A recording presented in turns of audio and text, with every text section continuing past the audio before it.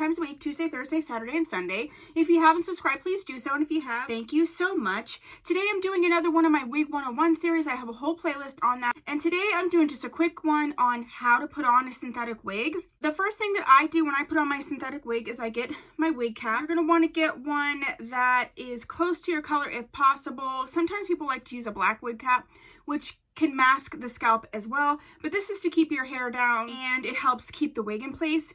I currently have very short hair, so I do not need to worry about it, but if you have longer hair, you're going to want to braid your hair down. When I had longer hair, I would put my hair in a low ponytail right here and then braid it and pin it up. Sometimes I put it in 2 ponytails and braid it and pin it up. But you're going to want to make your hair as flat as possible. So we're going to put the wig cap on. I'm going to take my headband off. So I put my wig cap on. I'm putting on like to push my hair back. And I put it behind my ears and make sure like my side hair, sideburns. And then I usually pull back on it so that this elastic edge is flat. Okay. So I'm all good.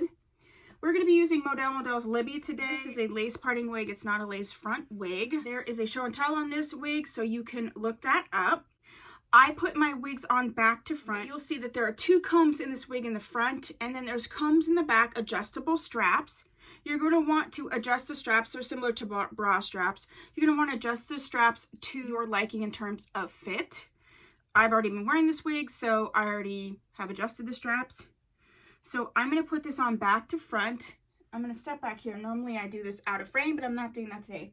So I'm going to put this on so that I use my thumbs and slide them around to the front and put this down so that it's comfortable. I then fling the hair back and then I adjust the wig. So part of the way, one way you can adjust the wig is to grab the actual ear tabs of the wig and make sure that they are in place, and that could be your starting point.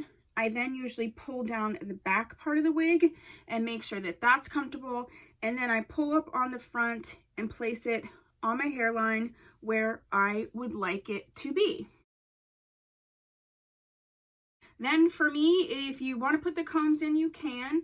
I only usually put the back comb in. I don't often put the front comb in unless I'm going somewhere where I would be afraid that my wig was going to get tugged off.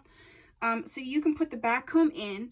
When I put the front combs in, I usually take my thumb up underneath here and find the comb, which is right here. I flip it this way, and then I put it up under the wig cap, just like that.